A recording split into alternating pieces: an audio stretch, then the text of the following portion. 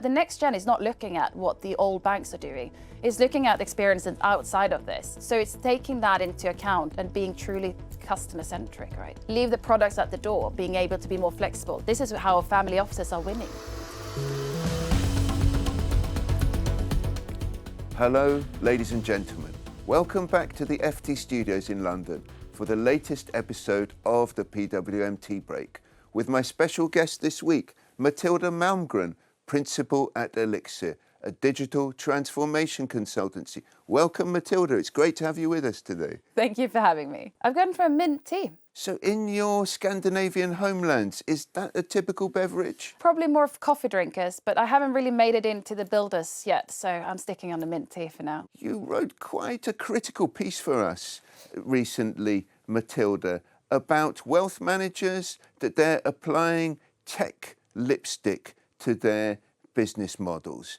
And when we speak to these private banks and they're talking about the AI revolution, they're talking about cultural transformation, digital re-engineering, is that all smoke and mirrors at the end of the day? I wouldn't go as far as saying it's smoke and mirrors. I think it's an industry that has its challenges. It has a lot of legacy, this industry, especially in the UK. They are up against a lot, but I think it's a lot of talk around bringing out chatbots and using it for efficiency, whereas I think there's a bigger problem here to solve. You may have watched the Six Nations rugby tournament recently.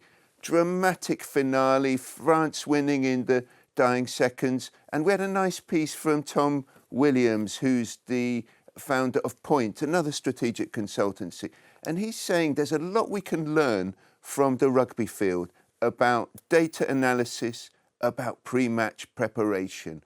How do you feel the wealth management industry is positioned in this use of data? Anyone who says that they don't have enough data is wrong. They're definitely not data poor, but they are insight poor, I'd say, which means that you have all of this information in people's heads, you have it in PDFs, it's unstructured.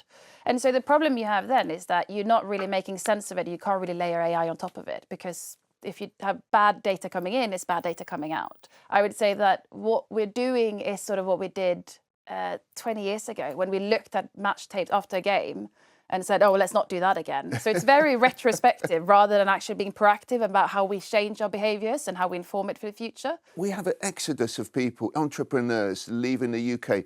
They're going to Luxembourg, they're going to Singapore, centres that you're very familiar with. Why are we so bad at dealing with the next generation here in the UK? What we probably need to do is rethink how we do relationship management altogether. It should be digitally driven. It should be tech driven. Someone like a private bank could really benefit from leveraging technology to make that actionable, because they don't have the advantage that Middle East have, being younger, being very much more customer-centric over product-centric. There's a bit of there where AI and technology really can be more and not just the tech lipstick that we see today. That was a piece from my colleague Elixirr, and she keeps reminding us that a lot of the wealthy families, they're ditching private banks altogether because then they're disillusioned with them.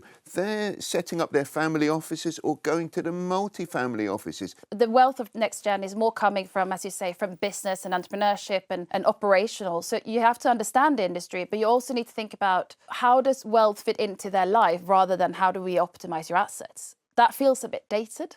And it's also, quite frankly, something you can do on your own. That was a conversation that I was having with some very wealthy families in Greece, in Athens, a couple of weeks ago, where I was moderating an event on shipping finance. And, there's all these clans, dynasties in Greece, several generations owning these boats which they send out around the world. And obviously the crisis in the Middle East is a major factor to them. But I was saying, what are your main concerns at the moment? And they've said the first one would be their business, the costs of building the vessels, and the impact of that on their investments. The second one would be this geopolitics, the war in the Middle East, the war in Ukraine, how that affects their security of their employees and how that affects the trading routes. And the third one, closely following their succession plan. And they tie in the succession plan very closely with the green agenda as well. Does that match the kind of conversations you have with your clients? I would say yes. The one thing I challenge a little bit is the green agenda. And I think it comes so far down right now because of how interconnected our world is and how close the wars are feeling to us. And the green agenda is interesting. It's definitely something that we've had a generation after us. So like the Gen Zs are very care a lot about that. There is also some signs that are saying that the next generation, which is Generation Alpha, are actually not that bothered about it because they have bigger fish to fry, in all honesty. And there's so much uncertainty. What we see a lot is the access to private markets. That's a rising because people are so much more educated now. They don't want you to advise them in the same way. They don't want to be told what to do. They want to be given more insights. You come from the Swedish background, and my generation grew up listening to the songs of Abba, and I'm thinking, which would be the song to encapsulate this? Would it be money, money, money? It has to be gimme, gimme, gimme, because right now it's all about who's going to take the biggest market share. And so what's the most relevant there? It's that battle for territory at the end of the day in the wealth management world. It's battle for territory, but I think even more so it's the battle of the Revolut experience. We have to forget about comparing ourselves with the incumbents of today. Like the next gen is not looking at what the old banks are doing. It's looking at the experiences outside of this. So it's taking that into account and being truly customer-centric, right? Leave the products at the door, being able to be more flexible. This is how family offices are winning. Absolutely, and I think that's a great message for our viewers. Leaving the products at the door, it's the client that always comes first. Thank you so much, Matilda, for joining me today. Well, thank you for having me. It's all over for today, ladies and gentlemen. Until next week, when we will be discussing which investments will benefit and which will suffer from the current energy crisis caused by the Middle Eastern war. Please do send me your questions, and I look forward to seeing you for the next episode of our PWM Tea Break.